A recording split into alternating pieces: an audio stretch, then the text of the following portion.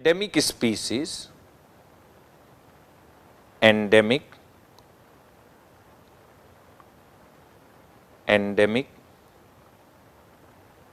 species. Okay, so where regions where exceptional concentration of endemic species are undergoing exceptional loss of habitat,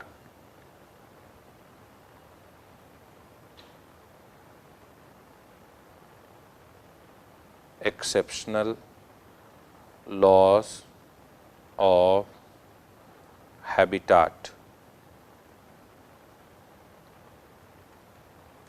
Okay, so we use this word, I just want you to remember, understand that we are using this word biodiversity hotspot for regions where exceptional concentration of endemic species. Endemic means which are native to that region, which are only found in that region, endemic species. They were not, they have not been brought from somewhere else. They have evolved in that region. Okay, they have evolved in that region. They are native of that region. So such, such endemic species concentration is high in the region, but there is, exceptional loss of habitat in the region, exceptional loss of habitat, then such region is known as biodiversity hotspot. So this is what conceptually the way it was termed, the way it was coined by Norman Maier, that regions which have high biodiversity but equally high threat to biodiversity will be termed as biodiversity hotspot. So I want you all to understand the word expression biological hotspot or biodiversity hotspot as a region on planet Earth where there is very high biodiversity but threat to biodiversity is equally high. The biogeographic region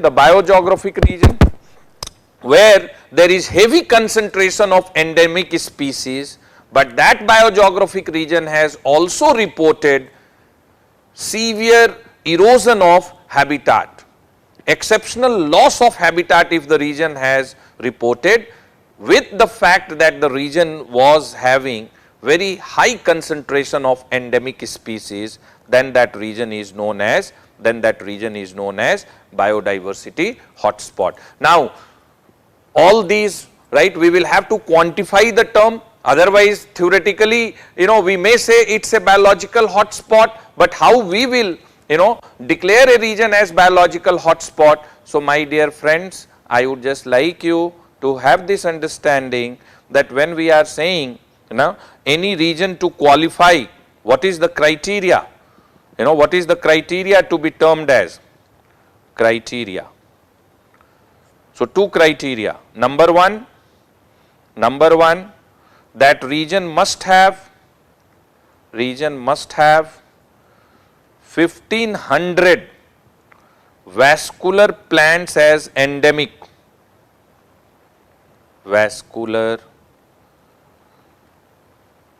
plant as endemic, vascular plant as endemic. Vascular plant, right? Vascular plant, vascular plant meaning the plant in which the transportation system in biology, in geology, in botany, you must have heard xylem and phloem. Okay, so you know that roots will absorb nutrients from soil, water from soil, and will take it to green leaves. And green leaves have the ability to prepare own food, chlorophyll, sunlight, and then will prepare food. And then the prepared food is to be carried from leaves to all parts of plant. Okay, so this kind of plant which has well developed xylem and phloem are known as vascular plant. So if in a region there is minimum 1500 endemic vascular plant species, then that can qualify. So this is the first criteria. And second criteria is, second criteria is, okay, the region has reported habitat, right, habitat loss of, right, habitat loss of, more than 70%. Okay. So the region has reported what? More than 70% habitat loss, meaning more than 70% of original natural vegetation the region has lost. Only the region is left with 30% or below original natural vegetation. That original natural vegetation in the region is 30% or below, or other way, the region has reported habitat loss of 70% and more. So first is establishing heavy concentration of endemic species, and second criteria is establishing the exceptional habitat loss. The first is establishing richness in biodiversity, second is establishing the threat to biodiversity. So then only such regions are termed as biological hotspot, and this term biological hotspot for the first time was coined by a well-known environmentalist, Norman Maier, and he coined this when he wrote an article titled The Environmentalist, and later on he coined this term. Okay. He explained this term at greater depth when he wrote another article with the title Biological Hotspot. So I hope you understood the concept of biological hotspot. Now today, if we see biological hotspots, okay, so I would like you to remember, that if we see biological hotspots in India,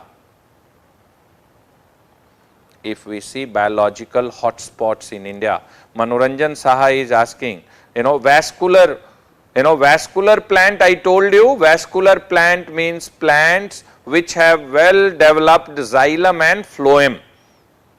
Okay, well developed xylem and phloem.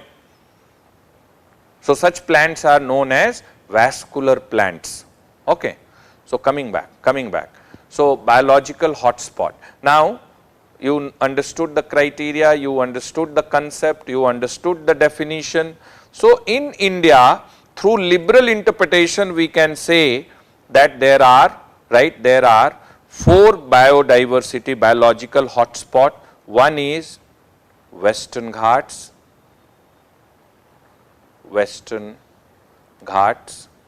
and this Western Ghats, when we are saying, we are including Sri Lanka in it. Okay. The second, we have the Eastern Himalayas.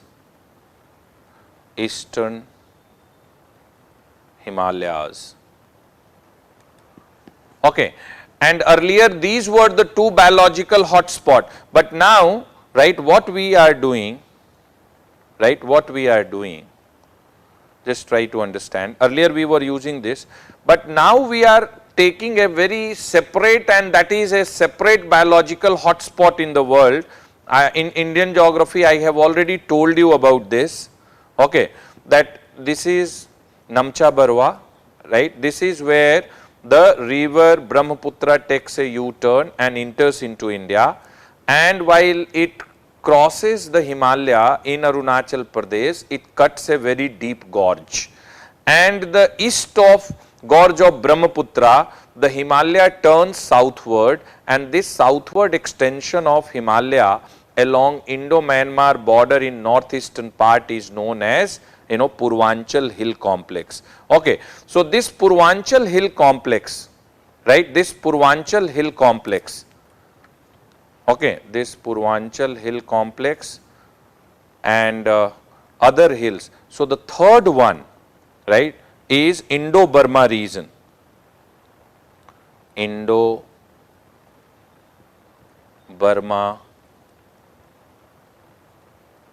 region.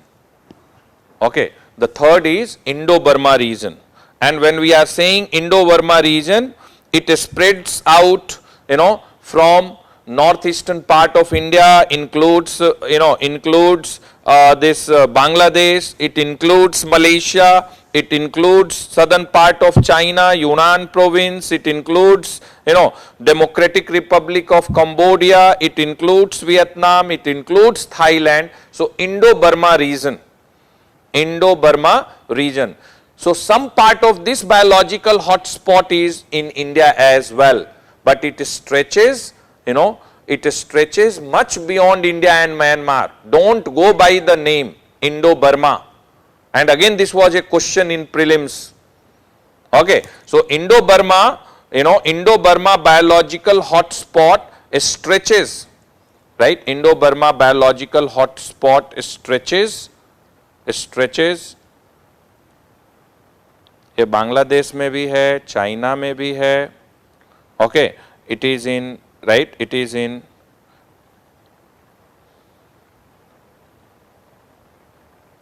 Cambodia,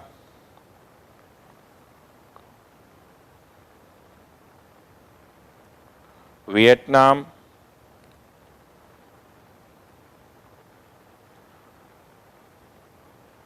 Malaysia,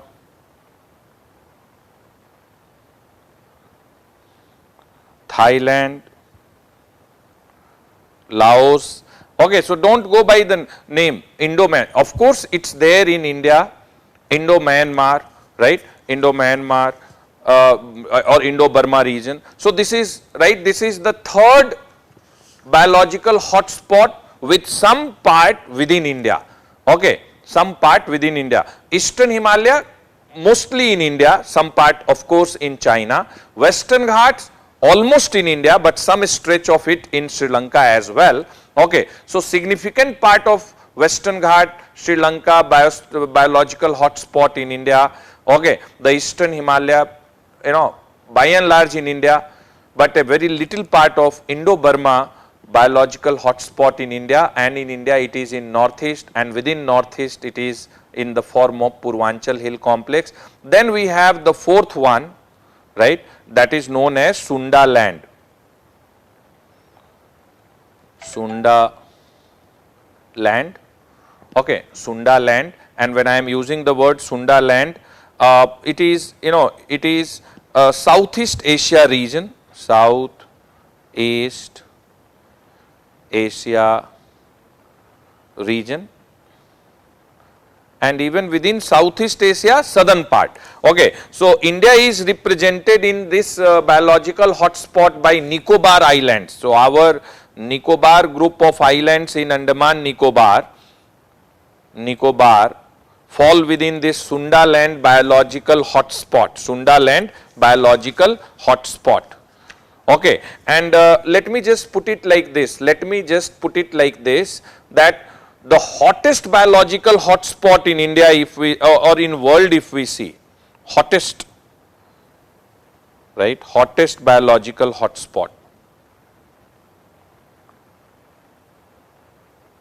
hottest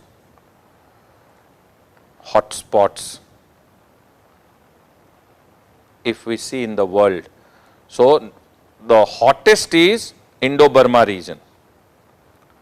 Indo-Burma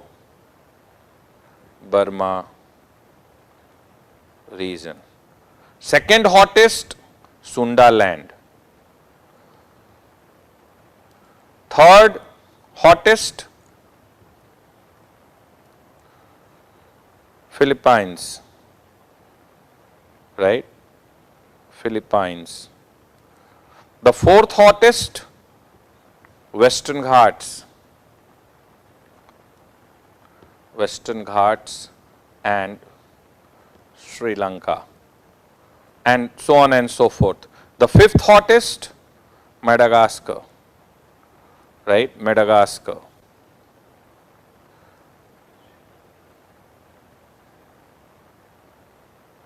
Madagascar.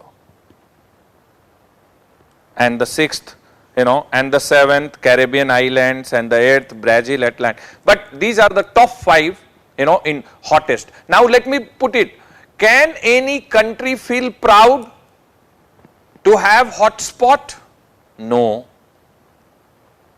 We have some reason to feel proud, but at the same time, we have some grave concerns. Why we have, reason to feel proud? Because very rich is the biodiversity. But hotspot means the region has reported very significant loss in its habitat. That is indicative of poor commitment of the country to protect, preserve, conserve the biodiversity. And you just see, right, you just see that 3 of our biological hotspot of the world, which are in the top 5 hottest list, is connected with India. Indo-Burma region is there, Sunda land is there, Western Ghat is there. And if we see the top 10, then even Eastern Himalaya is there.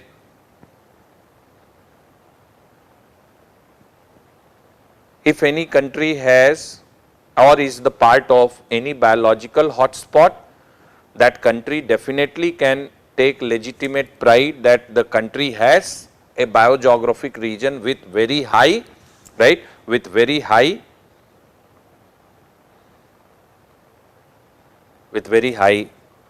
concentration of endemic vascular plant species or very rich biodiversity, but at the same time the country will be filled with pain, sorrow, concerns, because that region has reported very, very significant loss in its habitat.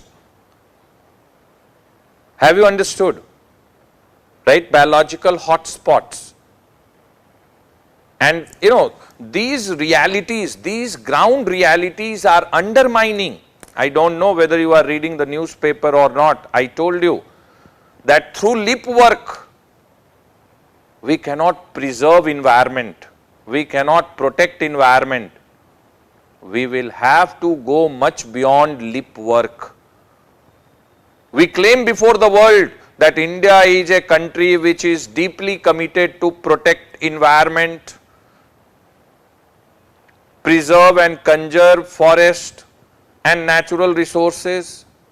But if we see the reality that if we map 5 hottest hotspots in the world, then 3 of them have direct link with India.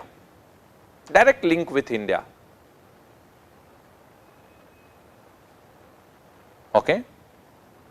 Ben Johnson is asking what is the main cause of biological hotspot. Now, main cause is what, man? It means that your concentration levels are poor. I told you that what is the general distributional pattern of biodiversity. As we move from equator towards pole, there will be a general decline in biodiversity. So very, very, right, very, very close to equator, you will find biodiversity very rich. So in Asia, in Africa, in South America, wherever the regions which are close to equator have rich biodiversity. But in Asia, wherever there is population pressure, then depletion is fast. We are cutting and felling down trees, and that is how habitat loss is taking place and the region is turning into biological hotspot. Okay. So you should know, it's a common sense, it has nothing to do. I have already told you, now apply, no? Africa, Asia, you will find near equator population density is high, and people commitment to preserve, protect and conserve nature, forest, is low. So damage is, irreparable damage is being caused. But even with the damage, the richness is what is making that region biological hotspots. So have you understood, right? Have you understood biological hotspot? Yes or no, tell me, right? Yes or no, tell me. Biological hotspots. Okay. And nowadays, right, nowadays we have started, listening to these terms through media. So hotspot के बाद अब आ गया है hope spots. Hope spots. So those who are reading newspaper, okay, they might be knowing what is hope spots. So hope spots are, right, hope spots, basically these are area, okay, these are area of ocean.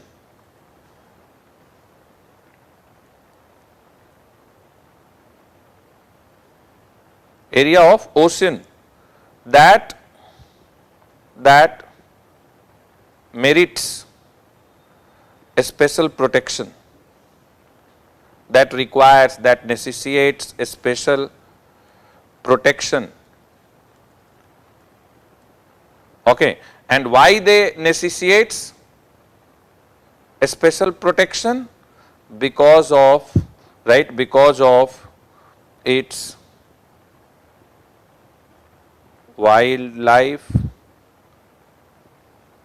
Okay, so aquatic, marine, floral and faunal diversity is high because of its wildlife and underwater habitat. Underwater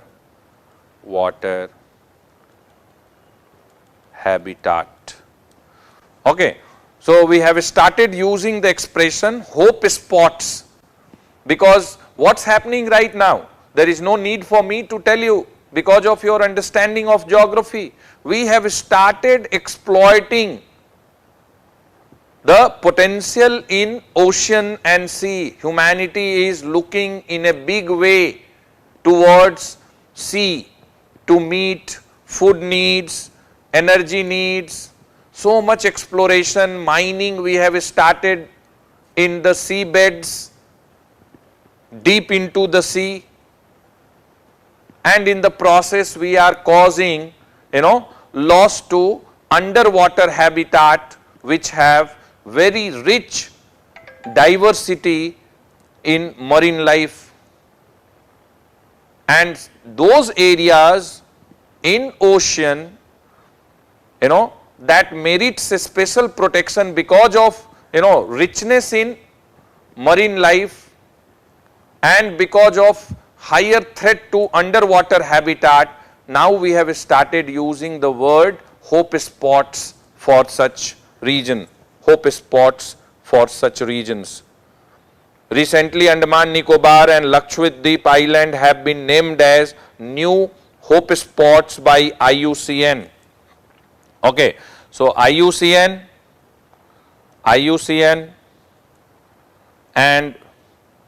and Mission Blue, right, Mission Blue, they are, right, they are trying to, right, they are trying to protect those areas in ocean which have very rich marine diversity, but that area has also reported significant loss to underwater habitat. Okay, so such area being termed as hope spot. So IUCN I will be telling you in detail. Okay, when it comes to Mission Blue, I would just like you to remember that Mission Blue, right, Mission Blue is, right, Mission Blue is an organization involved in study of ocean. Mission Blue organization involved in study of oceans.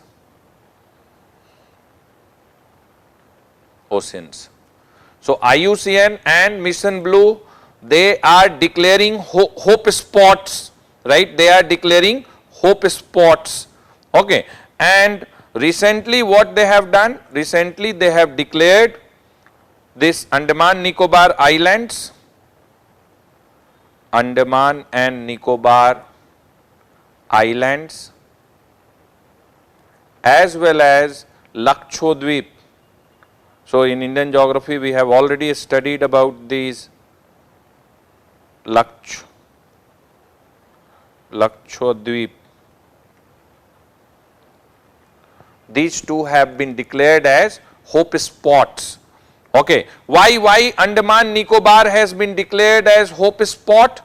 Because what Mission Blue and IUCN has found, that Andaman Nicobar Island has world's unique species of birds and plants. World's unique species,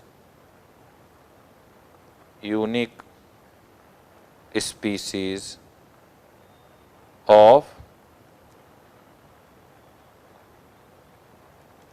birds as well as plants.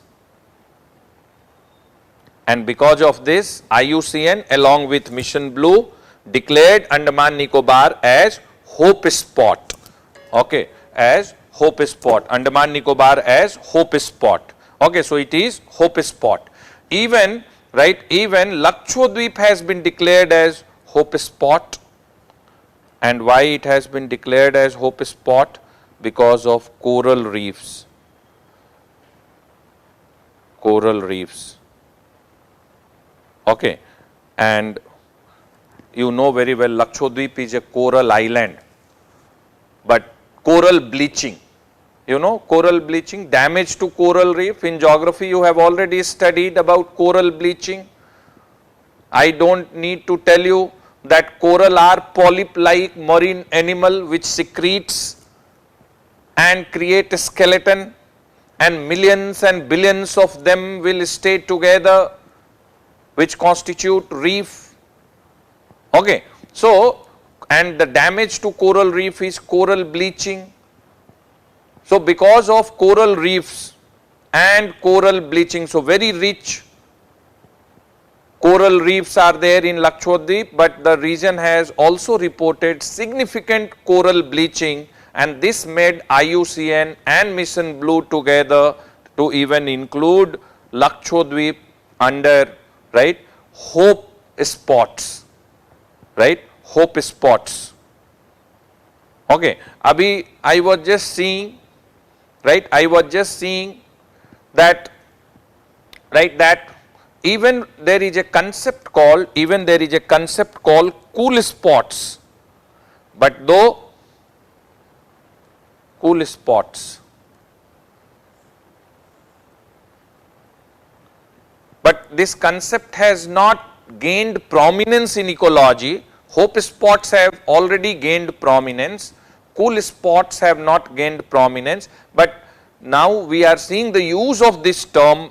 Okay. So, actually cool spots are world's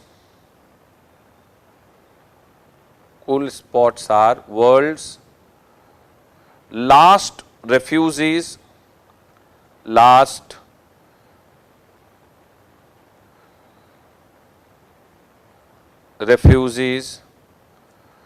where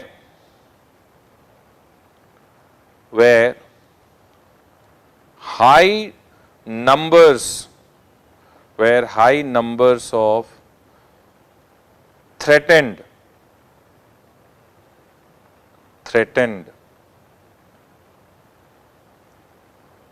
species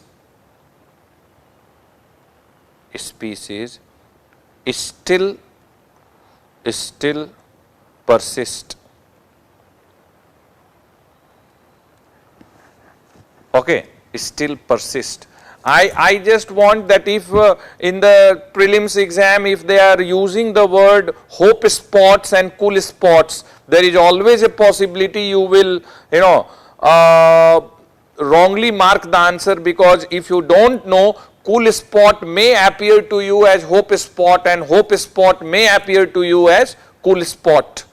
Hot spot you will not be confused for sure, because it has been so much in news, okay, it has been so much in news. So what I am just interested in telling you, that we are using this word cool spots for such biogeographic regions which is, habitat for refugees, okay.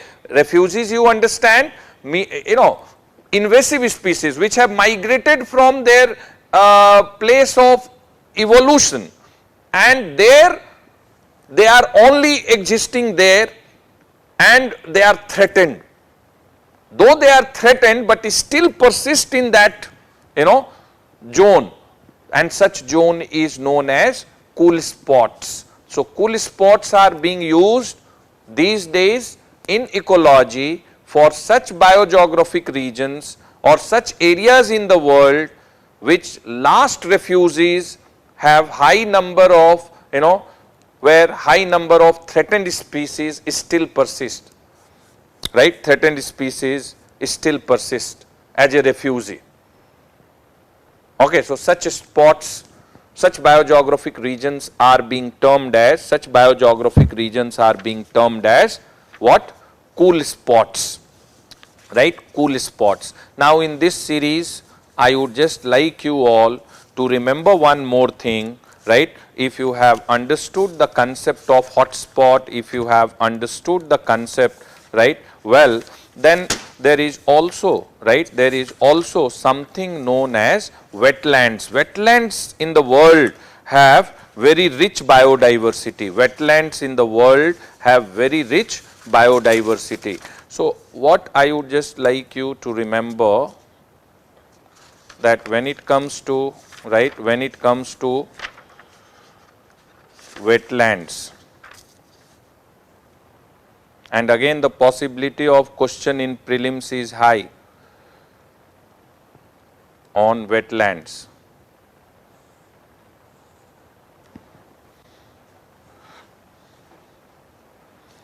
Okay. So what you understand by wetland? First is what you understand by wetland. Okay. So first we will try to understand what is wetland, then we will understand Ramsar Convention, then we will see how many places are there in India, list sites are there under Ramsar Convention in India, and then we will see the 4 which has been added very recently in the list of, Ramsar Convention wetlands. Okay, Ramsar Convention wetlands. So commonsensical, meaning of wetland is what? Commonsensical meaning of wetland is that the land which is covered with water most of the time is wetland. Okay, so land covered with water. So, technically what we can say? Technically what we can say about wetland? Areas, but it is commonsensical, not the definition. Areas where water is the primary factor controlling the environment. Water is the primary factor controlling environment, right, controlling environment, and that area is associated with plant and animal life, environment and associated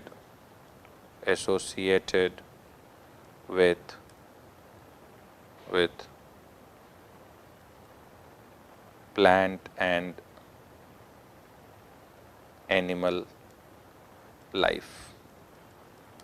Okay, wetlands, very important, right, wetland. And whenever we use the word wetland, we use, lakes, ponds, peatland,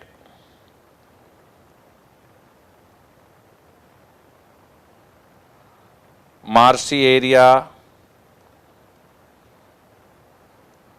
okay, marshy area, backwaters,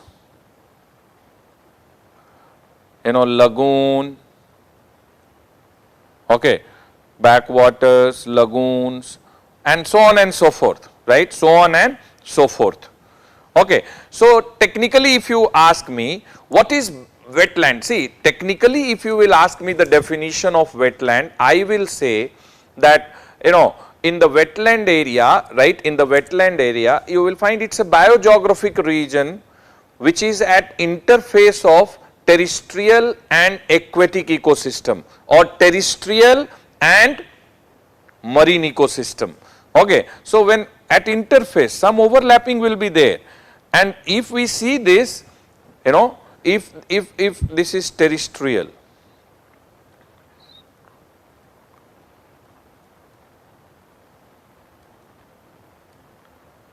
and this is marine or aquatic ecosystem, and at the interface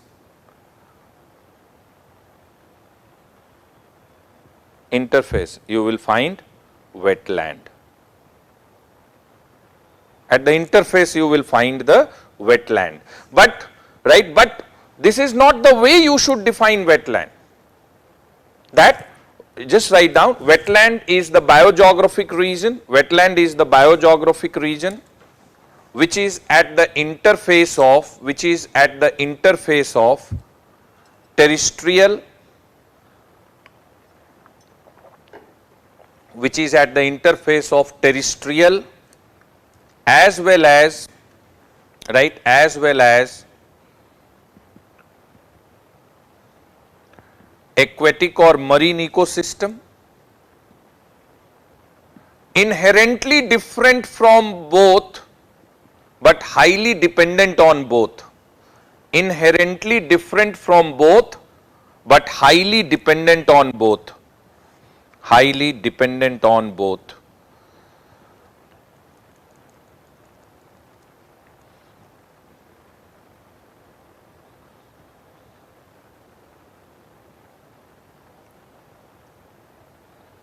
Okay. So, neither, though it is at the interface point, but it cannot be termed as aquatic anymore in that belt, and though it is at the interface of terrestrial, but in that zone it cannot be termed as terrestrial. So, inherently different from both but highly dependent on both.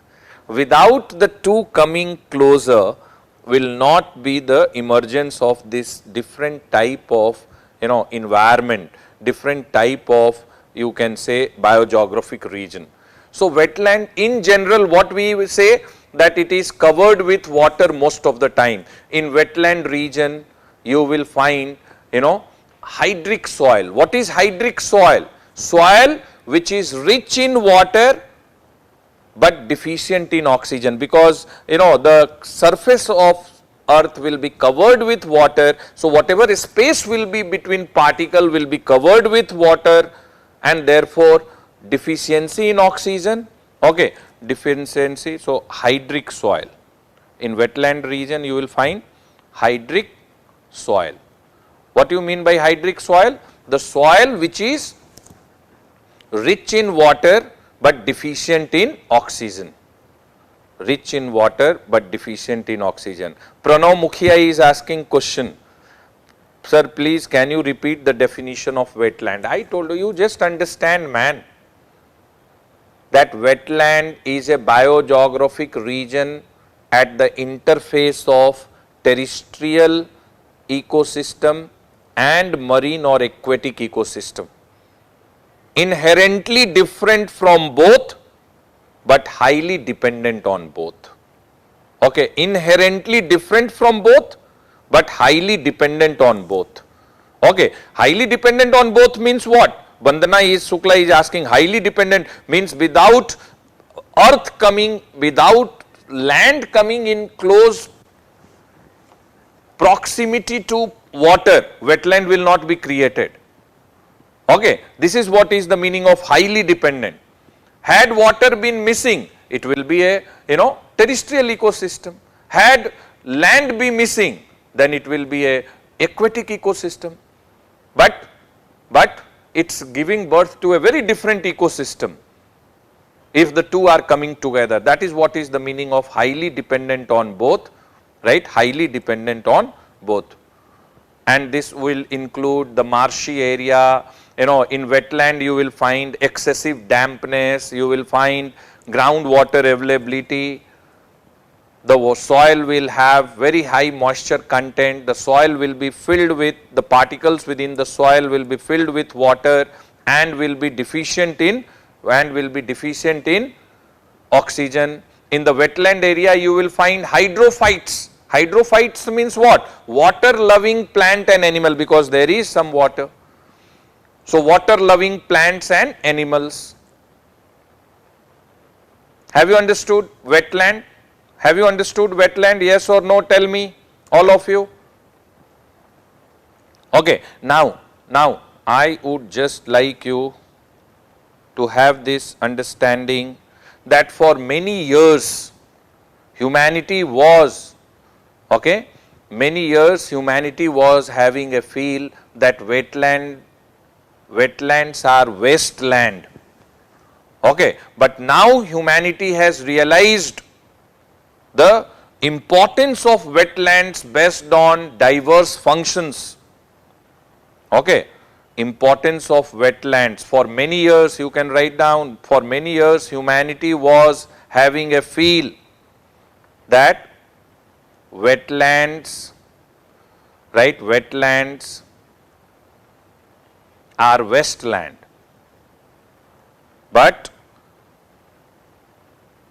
now our understanding of wetland is completely different. Now we have realized the importance of wetlands in ecology and environment when we have learned about the functions of wetlands. Okay, functions of wetlands. Okay, and we have understood the functions of wetland first in the form of, ecological benefits.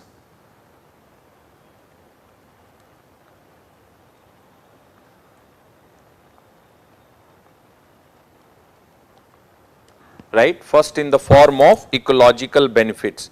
So what in the form of ecological benefits we have understood? Wetlands are great repository of biodiversity.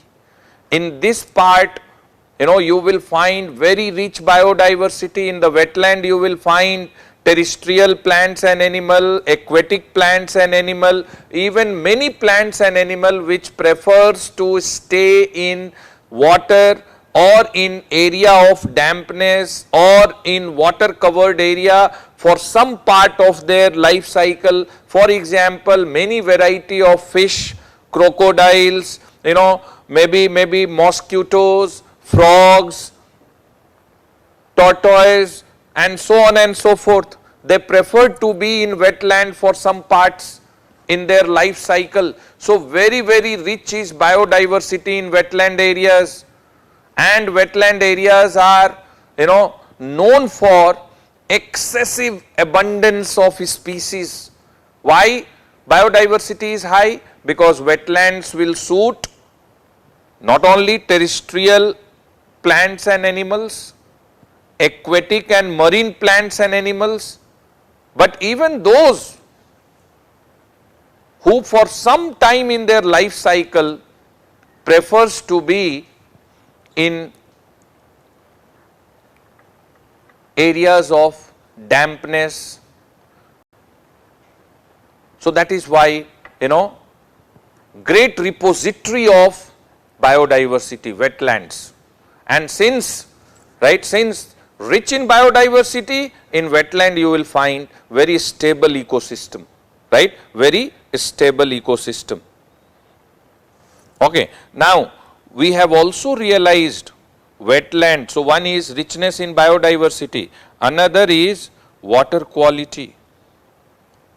Importance of wetland in maintaining water quality. So they are natural purifier of water. If you go to a virgin wetland area, you will find water in its purest form. You will find, you will find water accumulation because of rainfall. Okay, so you just think, no, how rainfall is happening? Evaporation. To purify water, what we do at home? We boil the water and cool down.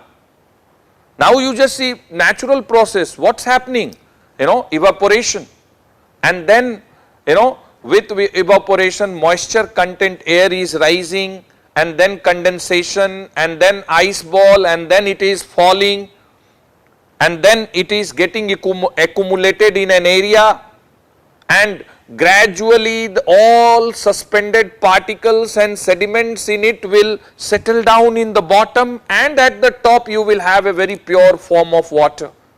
But only if we have not, human beings have not disturbed the wetlands which are, and the wetlands which are in virgin state, there you will find a very pure water. So natural water purification through wetlands, natural, water purification through wetlands. Pamei is asking question, what is the difference between mangrove ecosystem and wetland? Come on yaar, we have wetland in, Himalayan region as well, but we cannot have mangrove forest in Himalayan region. We have wetland in desert areas. Okay, we have wetland in plateaus, but mangrove is always in the tropical belt where fresh water mixes with sea water in the coastal region. In mangrove ecosystem, in mangrove forest area, we may have wetlands. So Pamei, don't get confused. I told you, high altitude lakes, lakes in the mountain and hilly areas, water bodies, anywhere can have wetlands. Come on yaar, Sadhana is asking a question which is completely out of, topic, and that's indicative that you have not attended geography at all. She is asking what is landslide. Okay, that has already been discussed in general geography. Okay, what is landslide? Tectonic movement, ये सब बात हुआ होगा. Okay, coming possibility of wetlands in deltaic region. Yes, we have wetlands in deltaic region. Okay, we have wetlands everywhere. In the mountain, in the hills, in the plateau, in the plain, in the coastal part, in the islands. Wherever I told you aquatic ecosystem will come in close contact with terrestrial ecosystem, that will lead to, right, that will lead to wetland. Okay, anyway, so purifier, right, purifier. Now, water quality. Okay, so natural water purification by wetland, that also we have realized. Okay, and it also helps in shoreline stabilization and erosional control. This we have realized. Shoreline stabilization,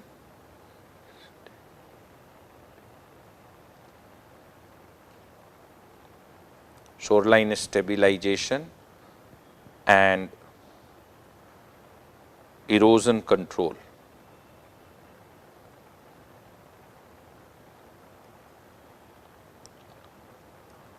Okay, so I hope, right, I hope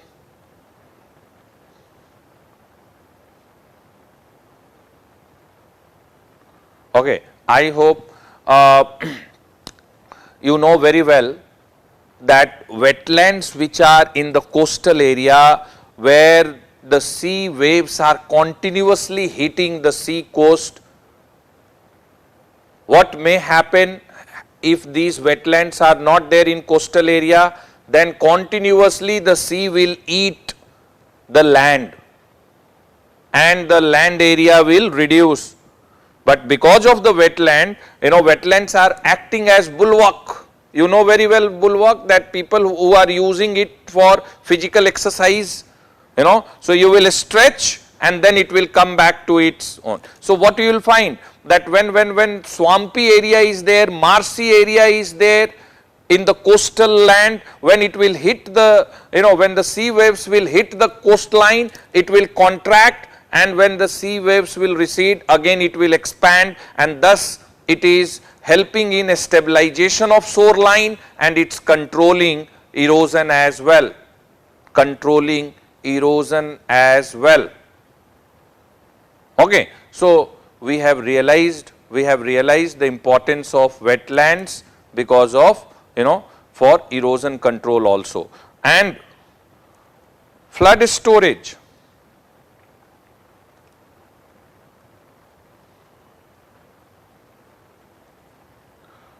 When you will go in North Indian plain, you will find during floods, the river will cross the water, river water will cross the embankments and will spread in entire flood plain.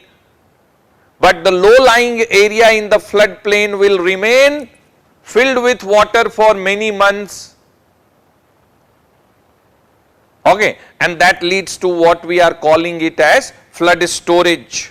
Okay, flood storage. And in this, in this kind of low-lying region within the flood plain, which remains filled with water for many months, has very rich biodiversity and has great economic values as well. Okay, wetland areas may, you will find near wetland area groundwater availability near the surface of the soil. So they help in groundwater recharge as well. Ground water recharge, recharging the aquifers. Okay, groundwater recharge. Okay, and not only that,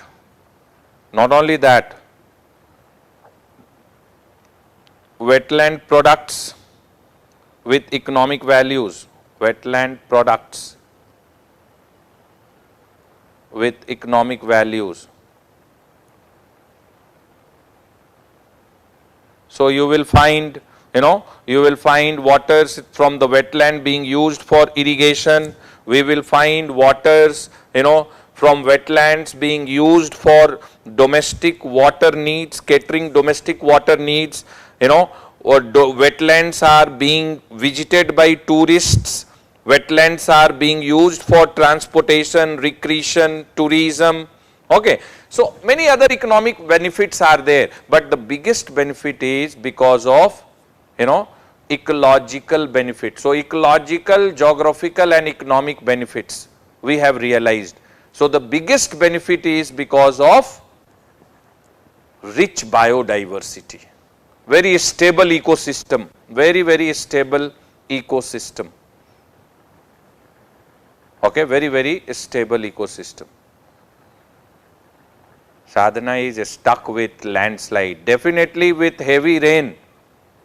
Okay, if there is, surface runoff and that runoff is very fast,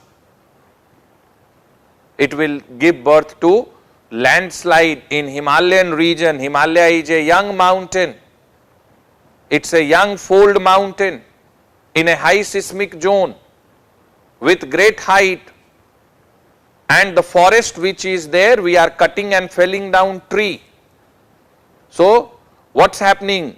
Because of cutting and felling, digging and dredging, we are further inducing seismicity, which is inducing imbalances and leads to landslides.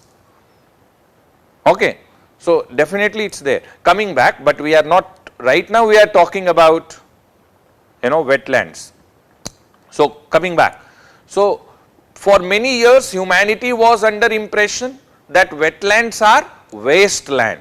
But then we realized the importance of wetlands, okay, the functions, we understood the functions of wetlands, and then we started efforts to protect wetlands, to conserve wetlands, to preserve wetlands. Once we understood the ecological benefits, once we understood the importance of wetland in shoreline stabilization, erosion control, flood storage, groundwater recharge, and then high economic value wetland products, as well as its role related with water quality, water purification, then we started making efforts to preserve, protect wetlands. Okay. And in this scheme, right, in this scheme is the famous, Ramsar Convention. In this scheme, very famous is the Ramsar Convention. Very famous is the Ramsar Convention. Ramsar is a city in Iran. Okay, Ramsar is a city in Iran.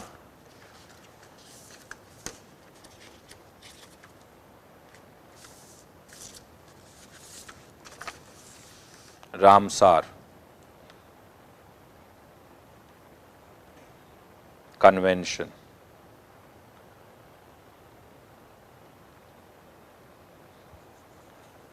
This Ramsar Convention, is of 1971, and as far as Ramsar is concerned, Ramsar, an important city of Iran, and this city is on the coast of Caspian Sea. Okay, this city is on the coast of Caspian Sea.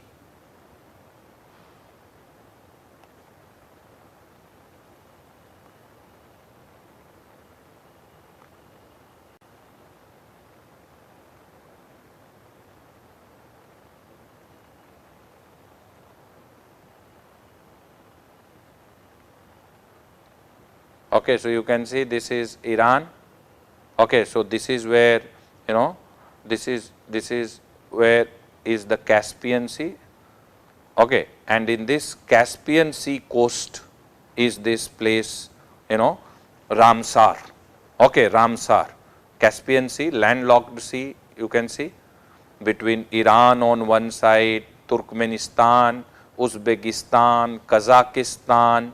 Okay. Then of course Russia, then you can even see Azerbaijan, okay, and then you can see very well that in one of the coastal city in Caspian Sea is Ramsar, right, coastal sea, this is there. So what I would just like you all to remember, okay, that Ramsar is a city of Iran, okay. And what happened that in 1971 all the world countries, okay, they assembled, and after assembling at Ramsar to discuss how to protect wetlands, when we realized the importance, and that led to signing of a convention, and this wetland, right, Ramsar Convention is in the form of a intergovernmental treaty. It is in the form of a intergovernmental treaty. So different governments have signed this treaty, okay, and this treaty is about, this treaty is about the conservation,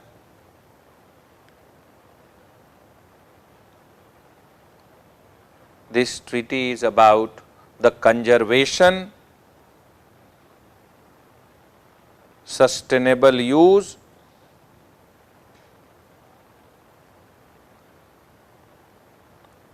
and wise use of wetlands.